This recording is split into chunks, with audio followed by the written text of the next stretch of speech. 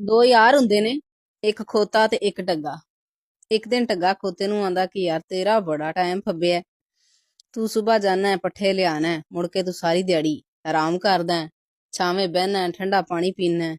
ਅਸੀਂ ਜਾਣੇ ਹਾਂ ਉੱਥੇ ਕਦੋਂ ਹੀ ਸਾਡੀ ਮੱਤ ਵੱਜ ਜਾਂਦੀ ਹੈ, ਸਾਰੀ ਦਿਹਾੜੀ ਗਰਮ ਪਾਣੀ, ਮੁੜ ਕੇ ਆਣੇ ਆ ਤੇ ਪੱਠੇ ਵੀ ਜਿਹੜੇ ਸੇਕ ਮਾਰਦੇ ਪਏ ਹੁੰਦੇ ਨੇ, ਤੇ ਮੈਂ ਤੇਰਾ ਭਰਾ ਹਾਂ ਤੇ ਯਾਰ ਮੇਰਾ ਕੋਈ ਹੱਲ ਕੱਢ। ਖੋਤਾ ਕਹਿੰਦਾ ਅੱਛਾ ਇਹ ਗੱਲ ਹੈ, ਤੂੰ ਭਰਾ ਹੈ, ਚੱਲ ਸੁਬਾਹ ਸਹੀ।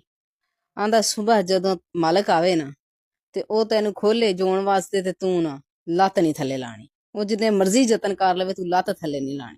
ਢੱਗਾ ਕਹਿੰਦਾ ਵੀ ਠੀਕ ਹੋ ਗਿਆ। ਸੁਬਾਹ ਮਾਲਕ ਆਇਆ, ਉਹਨੇ ਆ ਕੇ ਖੋਤੇ ਨੂੰ ਖੋਲਿਆ, ਖੋਲ ਕੇ ਉਹਦੇ ਤੇ ਪੱਠੇ ਲਿਆਂਦੇ, ਲਿਆ ਕੇ ਉਹਨੂੰ ਫਿਰ ਬੰਨਿਆ, ਉਹਦੇ ਅੱਗੇ ਠੰਡਾ ਪਾਣੀ ਰੱਖਿਆ ਛਾਵੇਂ ਬੰਨ ਕੇ। ਮੁੜ ਕੇ ਉਹਨੇ ਜਦੋਂ ਢੱਗੇ ਨੂੰ ਖੋਲਿਆ ਨਾ, ਢੱਗਾ ਭਾਜੀ ਲਾਤੀ ਨਾ ਲਾਵੇ। ਉਹਨੇ ਉਹਦੀ ਲੱਤ ਚੁੱਕ ਕੇ ਵੇਖਿਆ ਕਿ ਕੋਈ ਸੱਟ ਸੁੱਟ ਲੱਗੀ ਹੈ, ਕੋਈ ਸੱਟ ਨਹੀਂ। ਹੁਣ ਉਹਨੂੰ ਟੋਰੇ ਉਹ ਟੁਰੇ ਹੀ ਨਾ। ਮਾਲਕ ਥੱਕ ਕੇ ਤੇ ਉਹਨੂੰ ਬੰਨ ਕੇ ਤੇ ਬਹਿ ਗਿਆ ਇੱਕ ਉੱਥੇ ਲੱਗੀ ਸੀ ਦਰੇਕ, ਉਹਦੇ ਨਾਲ ਟੇਕ ਲਾ ਕੇ, ਕਿ ਸੋਚਣ ਲੱਗ ਪਿਆ ਕਿ ਹੁਣ ਮੈਂ ਕਿਹਨੂੰ ਕਵਾਂ।